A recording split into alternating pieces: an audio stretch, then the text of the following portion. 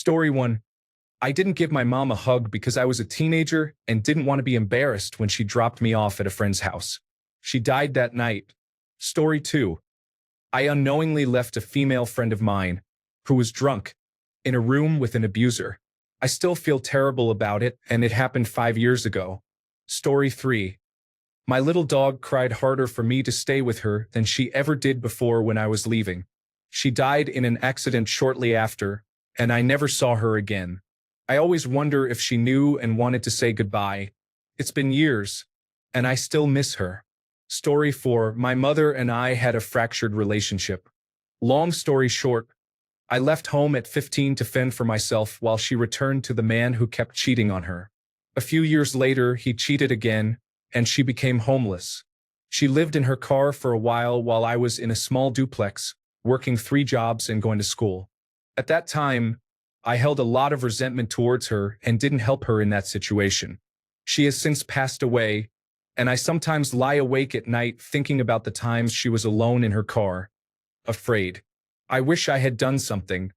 I wish I had given her money or offered her the spare room in my home. I really regret not taking action. Story 5. I hiked in Peru and really had to go to the bathroom in a sacred village on the way to Machu Picchu. I considered going over a cliff into the jungle, but it just felt wrong. I may be cursed forever. Story 6. I bullied a kid throughout middle school, and years later, I realized my hairdresser was his grandmother when she was cutting my hair. She had a picture of him on her workstation. I asked her if that was her child, and she said no, her grandchild, but she was raising him because his mother had passed away when he was very young. I felt terrible, and I think he moved away because I never saw him again. He was a reader, and I used to tease him for that because he was smart, calling him a nerd. I must have been projecting my feelings, as I was also a reader, but only at home, and I had good grades. I just talked a lot to act cool, or maybe it's my attention deficit hyperactivity disorder. I don't know. Eddie, if you're 30, from Central California, and reading this, I am so sorry.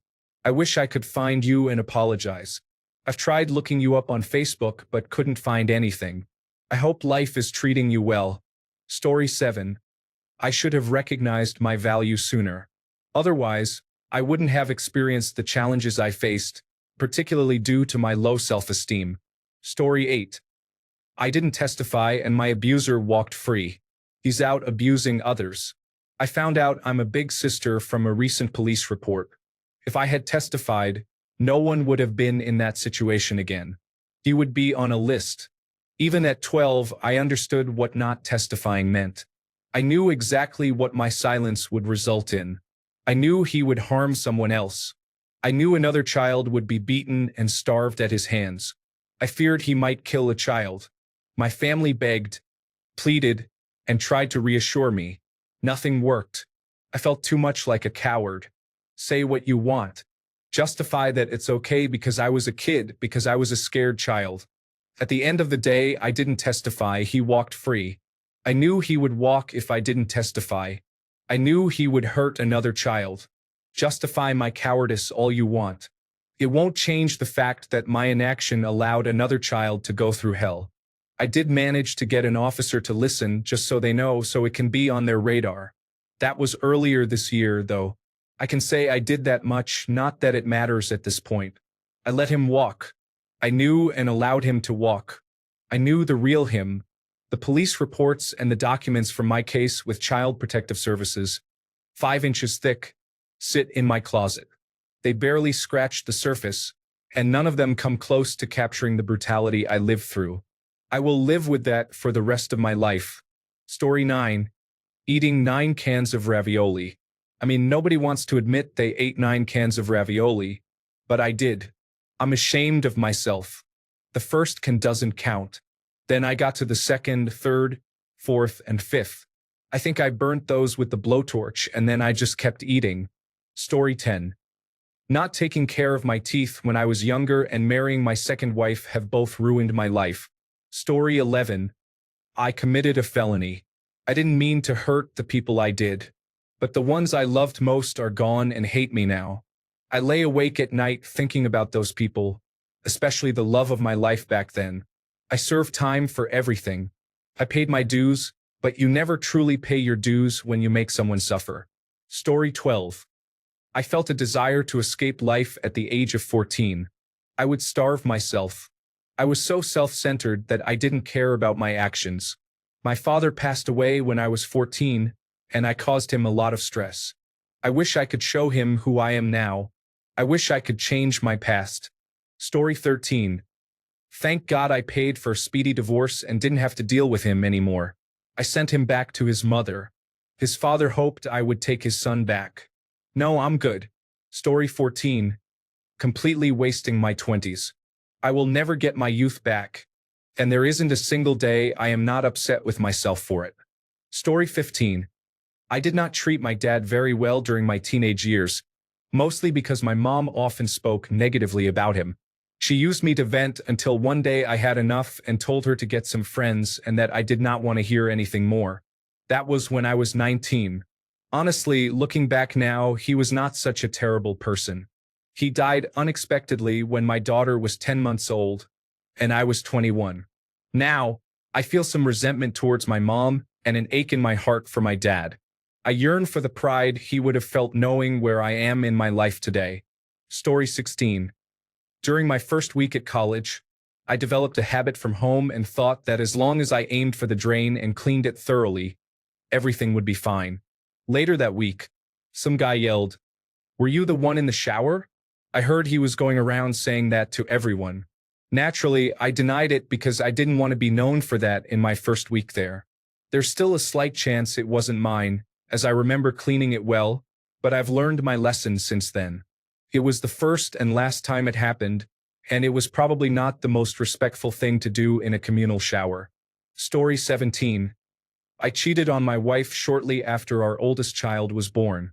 It has been 16 years, and I still hate myself. Although my wife forgave me, I never will. Story 18. I went through a difficult time in my 6th grade year, to the point where I considered not being here anymore. I treated 2 girls in my class poorly because I was in pain and unsure how to cope. I reconciled with one, but I can't even look the other in the eyes anymore. I never reached the depths that some people think, but I certainly said some hurtful things. I would take it back if I could. Story 19. I am not living the way I want, caring too much about what others think and trying to please everyone. Story 20. Loving people unconditionally. An example of this was being best friends with someone for a year. He made himself feel warm and welcoming when, in reality, he was the exact opposite.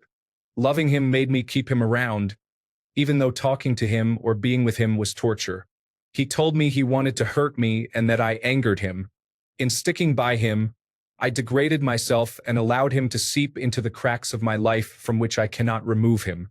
I only stopped being friends with him when he hit my girlfriend. By that time, he was in a relationship with my girlfriend's best friend of many years.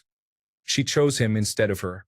The most important person to me lost one of her only friends because I couldn't part with a guy who was open about his violent tendencies and hatred for everyone around him. Story 21. Other than the main issues, when I discovered that the love of my life was unfaithful, I asked her to leave. I took everything out of my house and placed it on the porch, including all her belongings. When she still didn't leave, I burned it all. Story 22. During my 6th grade graduation ceremony, we were supposed to give roses to our mothers. I was bullied for my appearance, but that doesn't justify what I did. Even my dad said he was embarrassed to be seen with my mom and me in public. I tried to give the rose to my dad. In my preteen mind, I didn't want to give the bullies more fuel to make fun of me. Instead, I probably hurt my poor mom, who was enduring things I couldn't imagine. My dad broke her spirit. She wasn't in good health and didn't want to be seen in public, but she showed up for me. What I did was a slap in the face. Now she's no longer here, and I would give anything for a chance to redo that moment. I never got to spend time with her as a fully formed adult. I wish I could have spoiled her. Story 23. I have been thinking about expressing love to people for years. I also disliked hugs, so for the past 10 to 15 years, I actively avoided both. When someone said, "I love you," I would usually respond with, "You too," or not reply at all. I refused to give hugs and only allowed myself to be hugged during celebrations. After my mother passed away a few months ago, I regretted not saying, "I love you," back to her every night as she went to bed. The guilt I feel for acting awkward when she asked to hug me on her birthday or at Christmas is overwhelming. In the last few years, she never pushed the issue because I had made my feelings about hugs clear long ago. Since then, I have become more accepting of hugs. I now tell my family and friends I love them at the end of phone calls. I just wish my mother had heard that from me more often. Story 24. I cheated on 2 girls at the same time. I was indecisive and did not make a clean break with the first girl while trying to be with the second girl. I made the second girl believe she was the official one, lying to the first girl for months until she found out. I finally set the first one free, but I can't see the second one without thinking about how I hurt the first girl. I don't know if I'll ever forgive myself, but I promise I'll never make the same horrible mistakes again. I apologize for my actions. Story 25. Taking cues from my freshman year college relationship with a toxic girl, I brought those experiences into my junior year relationship, believing certain behaviors were normal. I have since educated myself about clear and proper consent. Asking about using a condom is not an appropriate way to seek consent, especially in new relationships. I wish I had understood proper consent earlier. Losing my virginity to a sexually and mentally toxic girl did not help. Perhaps then I would not have to remember that I, by definition, sexually assaulted someone I care about by failing to make my consent question clear. Story 26. When I was 6 years old, I dared to tell a girl I didn't like, who had just lost her little sister, that it was good for her. I thought about it a few days ago as a young dad, and it was truly horrible. Story 27. I accidentally did something that led to my sister getting grounded for a year. I didn't even realize I was the one who caused it until months later. I'll never say a word to anyone I know. Story 28. I was with my sister at a bed and breakfast in Vermont for dinner. We were chatting with our server when I commented on how nice it was for her to be expecting a baby. She then told me that she had just had a miscarriage. She must have been quite far along in her pregnancy. I was mortified. Never again will I comment on whether someone is pregnant or not. Story 29. I accidentally killed a foster kitten. It got underneath my recliner chair, and I didn't realize it until the next day. I feel sick whenever I think about it and will never get over it. Story 30. I can't talk about it. I want to, but it's so hard, and it makes me hate myself every time I think about it. Story 31. I cheated on 2 incredible girls. I was young and had a poor role model in that area. I can't forgive myself, but I haven't cheated since, and I am proud of that. Story 32. I ignored my mom's phone calls when I thought she was calling to ask for money. She passed away 2 years ago, and I absolutely miss her. I deeply regret my actions. Story 33. I saw a girl at a concert. I also heard a girl being chased in a park at night and thought about intervening but didn't. I watched a friend getting beaten up by multiple guys and didn't intervene. Thanks a bunch for sticking around till the end of the video. Remember to subscribe, and until next time, stay awesome and goodbye.